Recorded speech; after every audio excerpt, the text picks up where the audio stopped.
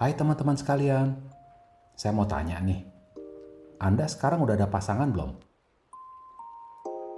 Kalau sudah, gimana nih hubungan Anda dengan pasangan Anda? Anda sudah siap serius sampai ke pernikahan?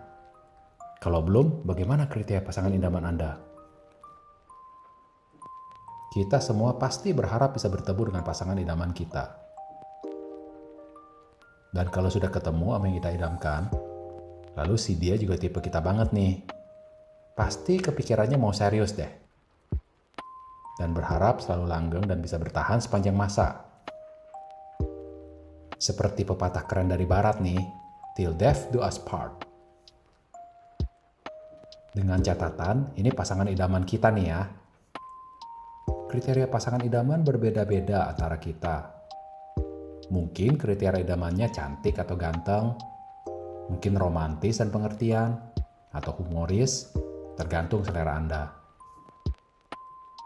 Namun, sebenarnya kalau kita pakai kacamata realistis, jodoh idaman itu benar bisa langgeng gak sih? Apakah bisa terus beri kebahagiaan buat kita?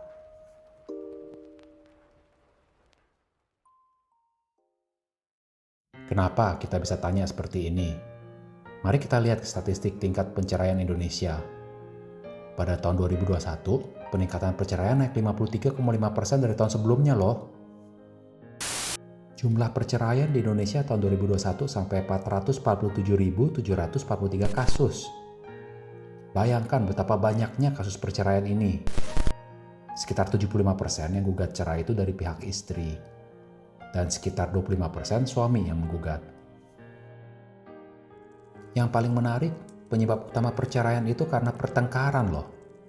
63% karena emosi dan pertengkaran.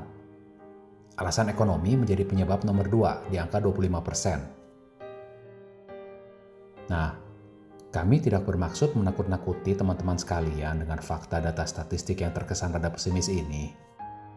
Karena hubungan perkawinan dan rumah tangga itu sebenarnya membahagiakan kok dan membuat kita berasa komplit. Dengan catatan, kita memilih jodoh yang pas buat kita. Jadi kemungkinan pahit perpisahan bisa dikurangin atau dihindarin. Balik ke statistik tadi. Penyebab paling tinggi adalah pertengkaran dan emosi. Tentunya, frekuensi dan tingkat keparahan pertengkaran kemungkinan besar terjadi karena sifat-sifat antara kedua sejoli ini nggak cocok. Banyak ketidakcocokan secara psikologis. Pernah nggak Anda bertemu dengan seseorang yang mendadak Anda langsung bisa tertarik dan naksir? Anda mungkin nggak bisa jelaskan secara logis. Tetapi, si dia yang ini benar-benar bisa membuat Anda menggebu-gebu dan mungkin sedikit terobsesi. Si dia ini membuat jantung berdegup kencang. Kita juga nggak habis-habisnya membayangkan si dia di benak kita. Nah, ini yang menarik. Banyak kasus kalaupun sampai jadian dengan si dia, jodoh idaman kita, lalu suatu saat putus.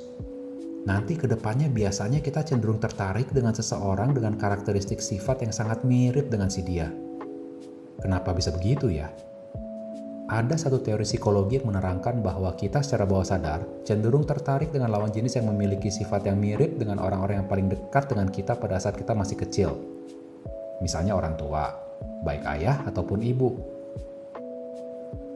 Apabila kita lahir dan besar di lingkungan keluarga yang suportif dan memberikan cukup kasih sayang, perhatian, dan kebahagiaan terhadap kita, maka kita cukup beruntung dan secara bawah sadar cenderung cepat tertarik dengan lawan jenis yang memiliki sifat-sifat seperti ini. Sedangkan apabila kita lahir dan dibesarkan di lingkungan yang lebih dingin dan kelam, di mana perhatian dan kasih sayang orang tua kita tidak ada atau tidak terlihat, bahkan memiliki salah satu atau kedua orang tua yang kasar dan abusive terhadap kita, kemungkinan besar secara bawah sadar kita akan cepat tertarik dengan si dia yang memiliki karakter negatif seperti ini. Tapi, kenapa kita secara bawah sadar bisa tertarik terhadap sifat-sifat seseorang yang bisa membuat kita menderita ya? Secara psikologis, apa yang kita hadapi dan pelajari saat kita masih sangat muda berasa sangat nyata dan benar. Walaupun yang kita hadapin itu dapat membuat kita menderita, kita tetap berasa ini yang benar untuk kita. Jadi, kita cenderung secara bawah sadar tertarik untuk berada dalam keadaan itu, walaupun berpotensi untuk membuat kita menderita. Teori kedua adalah kita cenderung tertarik dengan kepribadian yang paling banyak menimbulkan konflik dengan kita di saat muda. Karena secara bawah sadar, diri kita hendak berdamai dengan kepribadian itu. Nah, ini permasalahannya. Apabila kita memilih seseorang yang benar-benar kita obsesikan secara bawah sadar, belum tentu seseorang yang membahagiakan kita dan sebenarnya ada berpotensi berkembang menjadi toxic relationship. Oke, sekarang bagaimana dengan jodoh berdasarkan realita?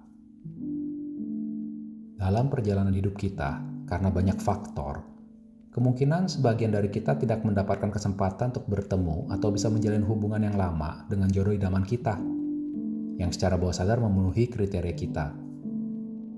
Ya, mungkin karena kita sudah berpengalaman jatuh bangun dalam berpasangan, atau umur sudah bertambah dan mendorong kita untuk cepat-cepat menikah saat fisik masih kuat dan subur.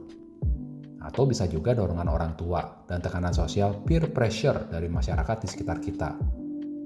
Akhirnya, kita menjadi lebih realistis dan memilih pasangan hidup yang mungkin bukan tipe kita. Jadi, jodoh realistis ini belum tentu cantik atau gagah di mata kita. Kepribadian mereka belum tentu membuat kita menggebu-gebu. Cuman, kita tahu bahwa jodoh realistis kita ini adalah seseorang yang masih bisa kita tolerir untuk hidup berdampingan dengan mereka. Penelitian menyatakan bahwa antara jodoh idaman dan jodoh realistis, dalam jangka waktu 10 tahun, rupanya lebih banyak pasangan jodoh realistis yang bertahan dan langgeng. Sebaliknya, lebih banyak pasangan jodoh idaman yang tidak bertahan. Hal ini karena pasangan idaman belum tentu pasangan yang dapat tinggal bersama dengan kita dalam jangka waktu yang panjang. Pada saat perasaan cinta, obsesi, dan passion masih kuat dan menggebu-gebu, kita cenderung tidak memperhatikan hal-hal yang dimiliki lawan jenis yang bisa membuat kita nggak nyaman.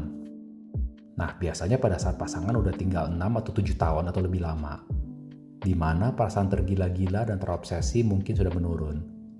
Pada saat ini, maka kompatibilitas atau kecocokan kepribadian baru berpengaruh besar dan menentukan kelanggengan hubungan tersebut.